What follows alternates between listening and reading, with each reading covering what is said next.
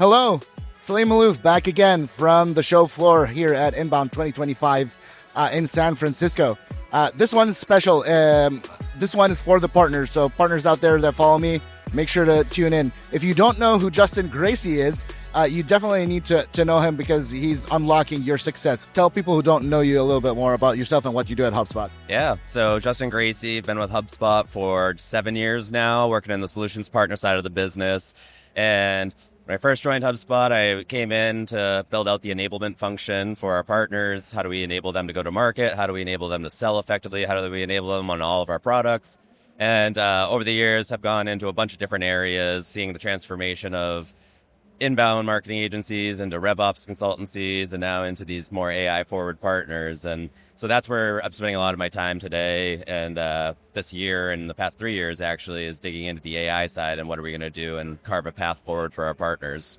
Yeah, as partners, we're blessed to have you on the program. Ever since last EKO, a lot of thoughts with partners are like thinking about like the future of the program and trying to find their place in it. So my questions are going to be like somewhat in that vein to try to understand more and help partners understand what HubSpot is doing to help them with all these shifts. Perfect. So the big thing that, especially since I work in marketing for a partner, the big thing that has been a struggle is keeping up with product updates. Partner intelligence decks are amazing, but they typically land late in the month and after the features are already live. So we end up doom scrolling the product updates and tuning into Kyle Jepsen and Max Cohen on the Monday morning briefing. Also, shout out, I will be hosting the Monday morning briefing this Monday.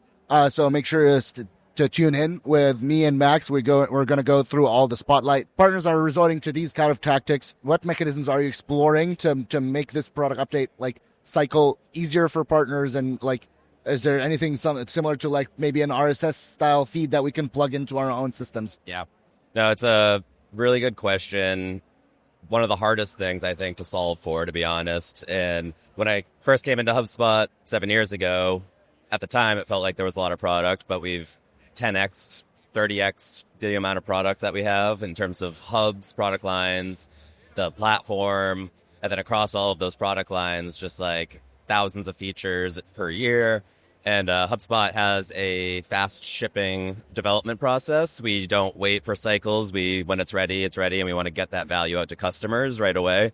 So it is extremely hard. I think it's an easier solve for our customers themselves because based on your subscription, the tools you have, the products you have, we can like tailor which updates are most important to you. For partners, it's a different story and it's really hard, as you know, because you manage all of our customers and they have varying levels of subscriptions. They have different product lines. And for a partner, you want to know everything, basically. Exactly. So how do we do that? I've been trying to figure it out my whole time at HubSpot. Like I said, the intelligence decks are really helpful. Our partners love them, but trying to figure out ways that we can expedite that quicker. But again, without sending you an email every single day to be like, here's the 10 things today, here's the 10 things tomorrow. So looking into using AI actually for those intelligence decks so we can get the information quicker, pull it together, then get it out to partners faster. What was a huge advancement for HubSpot in general, it seems small for some people, but was, like you said, the product updates feed in-app.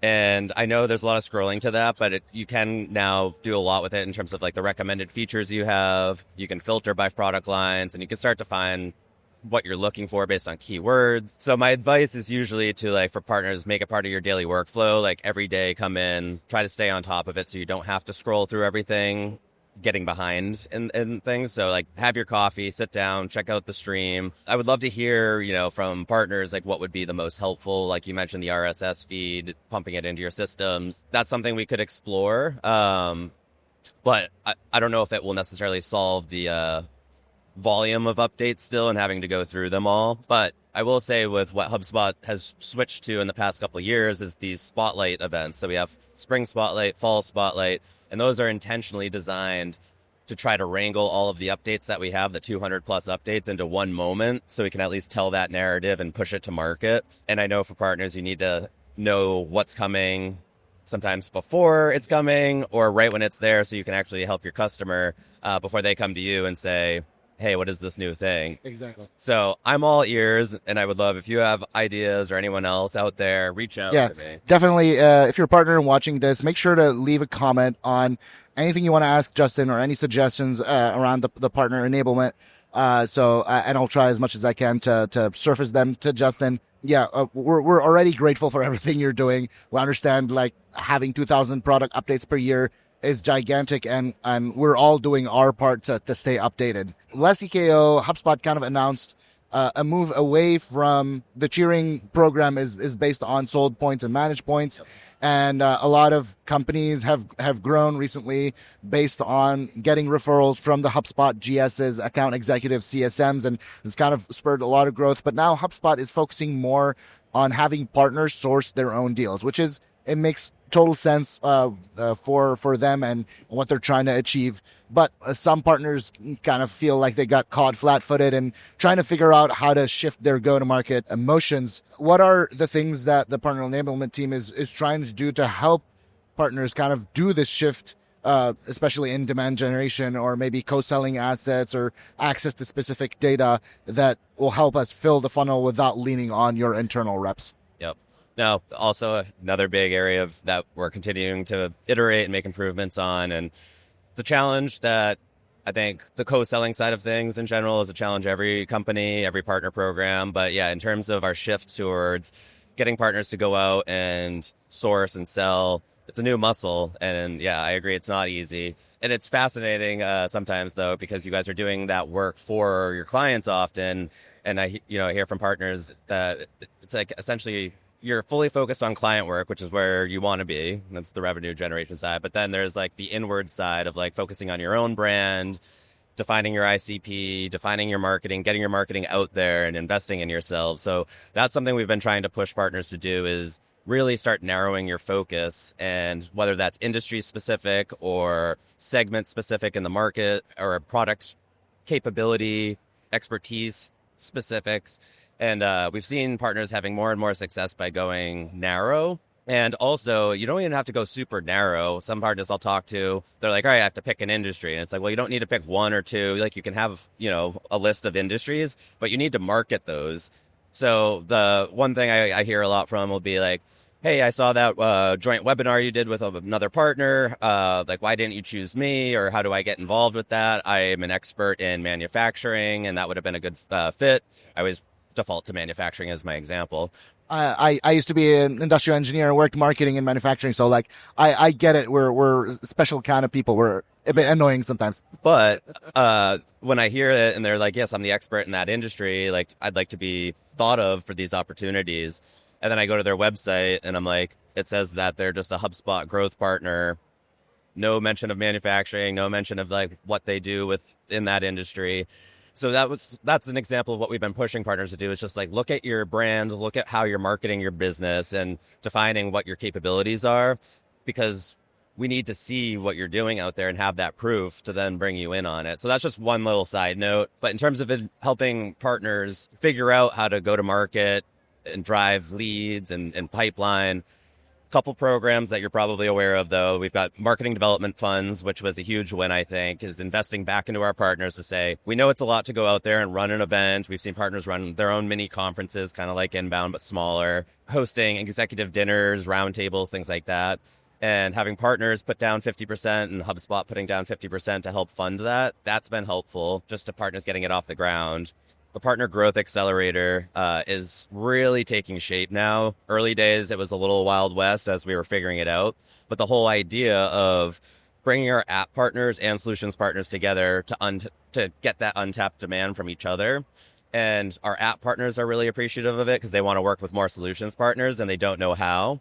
And same thing on the other side. So training our partners on how to work together, how to develop a joint offering, whether that is a conference, a webinar, an ebook offer, whatever it might be, and then helping you launch that into the market. We're seeing good results with that, and we're going to double down on it in the next year or so. And then we are also continuing to invest in sales training for our partners. So we're going to have a training later this month, actually, with John Barrows, who has trained basically all of Salesforce's partner network and sales team. Phenomenal guy. He's going to lead a session for our partners on prospecting, how to build pipeline, and I think our partners will appreciate that version of it, because he's not just going to tell you like how to sell software, because you don't sell software, you sell services. And so he's going to tailor it to our partners. Then we're going to have another whole series in Q4 with John Barrows around how to drive to close, how to take the pipeline that you have and actually convert it into a customer. So we're going to double down on more trainings on how to sell, also how to market, investing the funds into our partners. And then we're also starting to look at the data side of, like you said, how do we get that data to our partners to help make better decisions and uncover potential opportunities? So working with Crossbeam is going to be another big thing heading into next year. Joe Wright in EMEA, she's doing awesome work. She came from 6 Sense and knows how to implement Crossbeam and use it effectively and train our sales team, train our partners on how to use it. And for those out there that don't know Crossbeam, basically, Lead sharing. Yeah, lead sharing, but like on steroids, and being able to pick and choose what you show, when you show it to each other, and being able to bring our whole network into that will be like pretty huge. And you can imagine the upside of what this can do for our GS reps too internally, to say if they can see the leads that you guys have, and then they know to reach out to you specifically instead of trying to find another partner, it can help the partner matching process and then bring you in earlier on those deals. Yeah. Exciting news. Shifting more towards, HubSpot's marketing. HubSpot has been a leader in use case marketing, especially with you building the inbound playbook. And I personally have learned a lot of the marketing chops from the inbound blog and all of that. So like HubSpot has spoiled us in the past on being at the forefront of use case marketing. With the new AI shift and all the new AI products, partners are feeling like HubSpot is not leading the charge in that aspect with the marketing piece. And it's relying a lot on partners to kind of do the experimentation, do this use case marketing.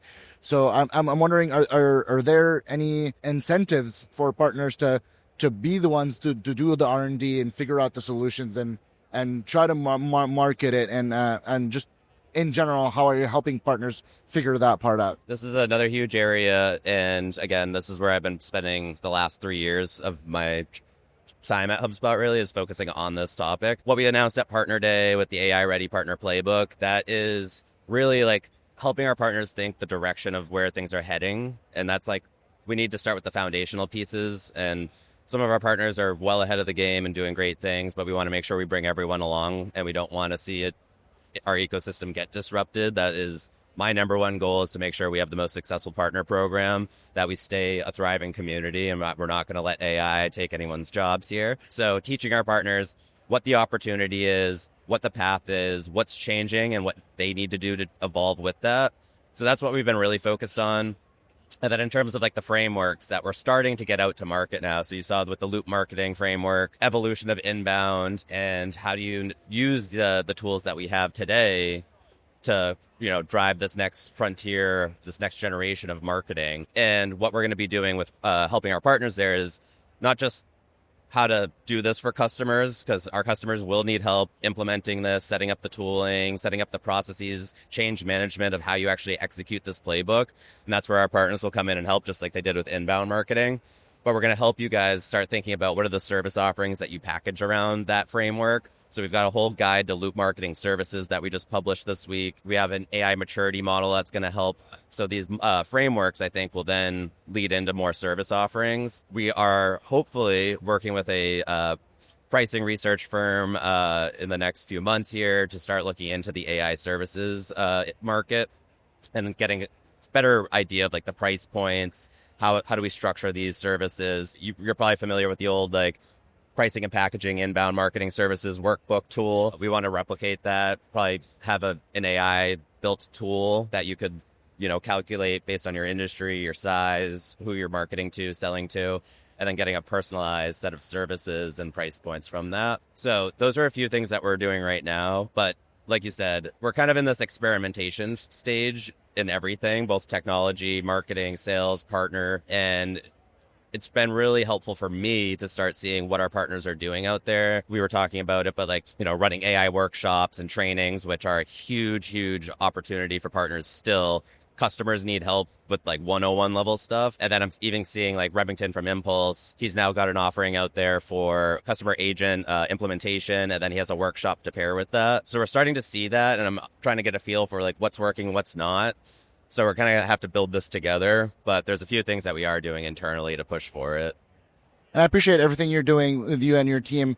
Any parting thoughts for any partner that's watching this and wants to either reach out to you or give you any suggestions or just anything? What are your parting thoughts? The partners that know me, I love real feedback. We listen. I try to do my best to hear it all, act on it, so we don't need to sugarcoat it. Just come approach me in a kind way. But yeah, reach out on LinkedIn, over email, give me a week after inbound just to unpack. But yeah, I am all ears. We need your feedback. This is what has made this community the best community to be in. It's why I will be at HubSpot as long as I can. You don't find a community like this with our partners in terms of the feedback loops, the camaraderie, partners helping partners, HubSpot helping partners. So I love the community. And right now, my parting advice would just be to lean in. It's not a time to lean out. There's so much changing so quickly that we all just need to be out there experimenting, trying new things. You need to break off the time away from the day-to-day to think about some of these new things in AI and evolving services and how you position your business. Like, it's the work that needs to be done. So it's not a time to be sleeping right now as a partner.